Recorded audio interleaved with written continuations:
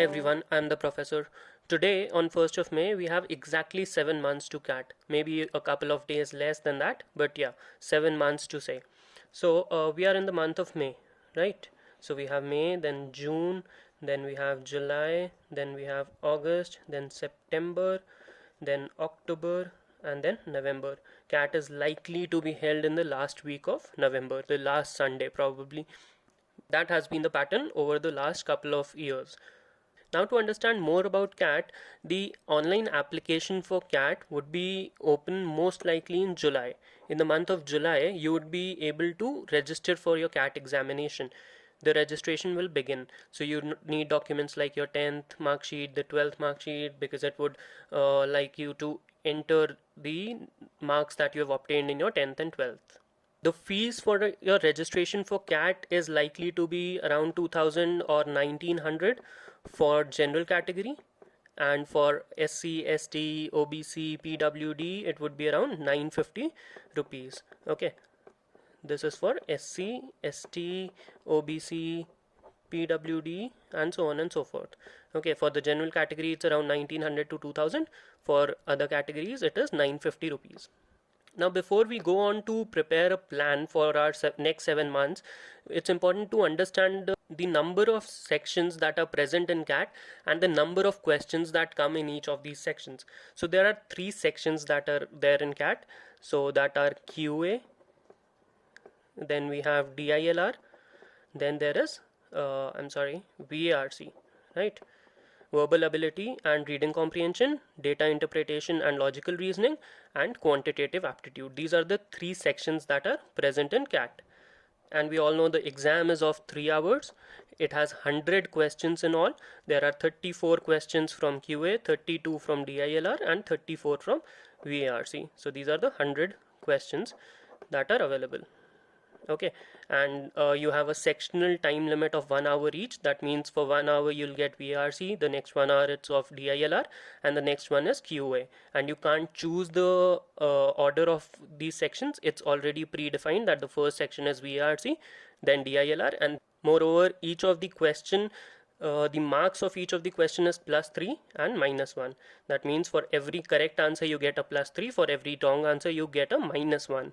So it's important that you increase your correct answers and reduce the number of wrong answers that you are doing.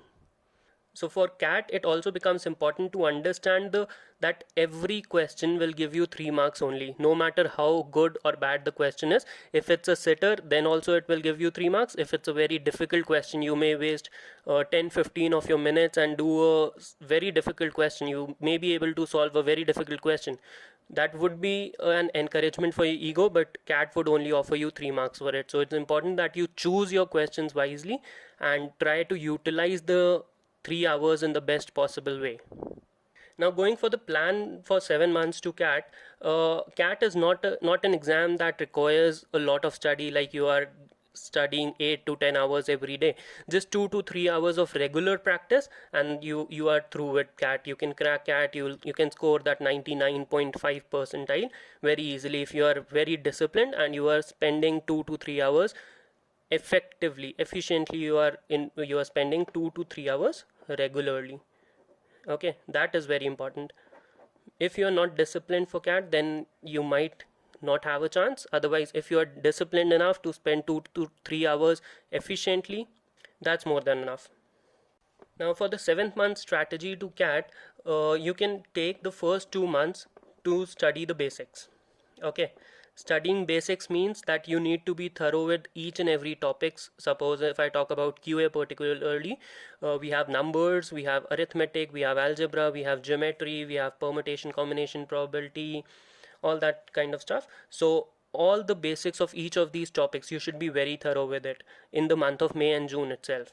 And trust me, if you are spending 2 to 3 hours efficiently in these practices, then that is enough. 2 months are more than sufficient to cover the basics of each of the topics. Even in DILR, if you are considering pie chart, bar chart, every other kind of data chart that comes in data interpretation, or every other type of data set that comes in logical reasoning, you can be thorough with it in the 2 months itself. Even for VRC, you can practice a couple of RCs on alternate days, spend around half an hour to 1 hour on verbal ability section and try to practice for 2 months all these three sections.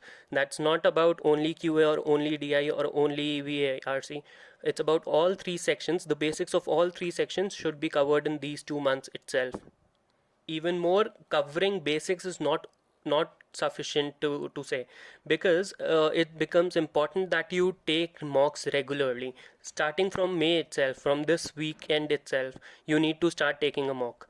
So every week or every 2 weeks at least one mock. So if I write it down over here for May and June, May, June, you need to take every week one mock. Okay, that mock can be from any of the institutes, whichever you think are more accurate in terms of CAT pattern also.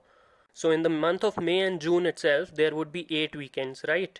8 weekends means at least 4 to 6 mocks. If not 8, then at least 4 to 6 mocks. So for May and June, if I write it down again, 4 to 6 mocks at least. And when I say that take at least 4 to 6 mocks, I don't only say that you just need to sit down for 3 hours. That's very important that you sit for 3 hours in one go. And also, after you have completed your mock, you do a proper analysis of that, spending another 3 to 4 hours. Because to crack CAT, it's important that you understand where you are making your mistake. Why are you attempting that extra question which you shouldn't, which is going wrong? So what are the negatives that you are getting, and why are you getting on? So even if you have not studied a topic, it is not an excuse that you should not take mocks, because CAT is more about aptitude. Even if you have not studied the basics, you have an idea of each and every topic. So it becomes very important that you take 4 to 6 mocks in the month of May and June itself. And once May and June is over, come July. So from July onwards till August, even till mid of September. So July till half of September, right? So July, August, and half of September, you need to spend more on your advanced levels of each of the concepts. That means, suppose you have done number systems, so you need to get a better idea of the application of number systems. You have done arithmetic, you need to get a better idea of applications of arithmetic questions, the type of questions that CAT or XAT or any other B school exams always offer you in their examinations. So you need to spend more time on the advanced level of each of these topics. For DILR, get a hang of all the previous year CAT sets that have been a part of the CAT exams in previous years, so you can try to solve those sets. And during this time of 2.5 months, so again if I write it over here, July, then August, and then half of September, in these 2.5 months actually, you need to take at least 4 mocks every month. That means 4 in July, 4 in August, and 2 more in September. That means 10 mocks in total in these 2.5 months. So 10 plus mocks should be taken. Take a weekend, sit down on a Sunday, take a mock on Sunday night or on Monday, whatever makes you feel comfortable. Analyze that mock, analyze what are the mistakes that you have done. Also try to revisit the topics where you feel that you are not confident enough. Why are you attempting that extra question? What is that inducing factor because of which you need to attempt that extra question? Is it very difficult? It seems very difficult to you, which induces you to attempt that, or it's just that you think that you are very confident in, let's say, arithmetic, and it's an arithmetic question, so you need to do it. What are the factors which are inducing it, and try to control it in the next mock. At least 10 mocks, 10 plus mocks even, I would say 10 plus mocks should be taken during July, August, and half of September. Come 15th September, 15th September to October, so that is around 45 days. Since you have already been thorough with the basics, during this 2.5 months you did your advanced level, so in the month of half of September and October, you need to take regular mocks, more mocks, because cracking CAT is just about taking mocks. No matter how much you spend in your basics, in your advanced level, doing theory, it's one thing. Sitting for that 3 hours, creating that mental space of 3 hours, it's very important to crack CAT. So that means during this 1.5 months, you need to take a mock almost 2 mocks every week, at least 2 mocks every week, and that means taking 2 mocks and analyzing those 2 mocks in 3 to 4 hours each. So spending around 6 to 7 hours for a mock, that means 3 hours of taking it and 3 to 4 hours of analyzing it, because analysis is very important if you want to crack CAT and score that 99 or 95 percentile. So this 1.5 months, it's just about mocks. And you can of course revisit the topics where you are still in doubt, because when you'll take mocks, you'll understand where you are making mistakes, you'll get underconfident, you'll get demotivated with some of the concepts that you were pretty confident earlier. So you need to revisit them and try to rebuild on them if possible. So during this September and October, half of September and October, you are taking at least 2 mocks every week. That means it's about 6 weeks. So you are taking 12 mocks at least. So 12 plus mocks are necessary during this period of half of September and October. Now come November, since CAT is about, it's not only about your aptitude, it also tests you on your mental ability. It's about how much you can get through. So, since you have already spent around 6 months studying the basics, going through the advanced level, taking n number of mocks, so it becomes important in November, in the month of November, to relax a bit. It does not mean that you will just leave all the studies and everything and just relax, but yeah, keeping touch with some of the movies, some of the TV series might help you calm down. And in the month of November, just take 3 to 4 mocks if necessary.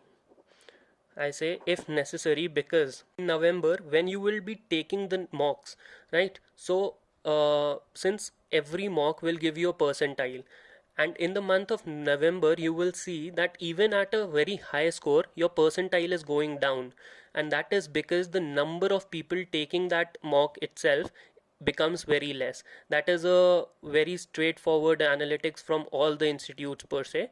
Even in the month of October, you will see that trend happening, that even at a high score, your percentile will start to fall. So it becomes very important that you keep up your calm, keep up your motivation, and keep aiming for that 99 percentile on the D day.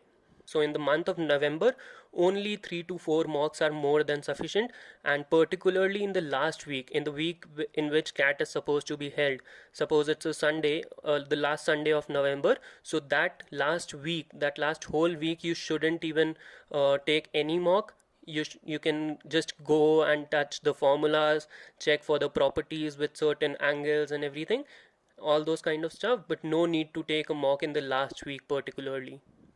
So by that thought, in the month of May and June, you have taken around 6 mocks. If I say just 5 mocks, okay, on an average, in these 2.5 months, you have taken more than 10 mocks. I'll take 10, so that means 15 mocks in all.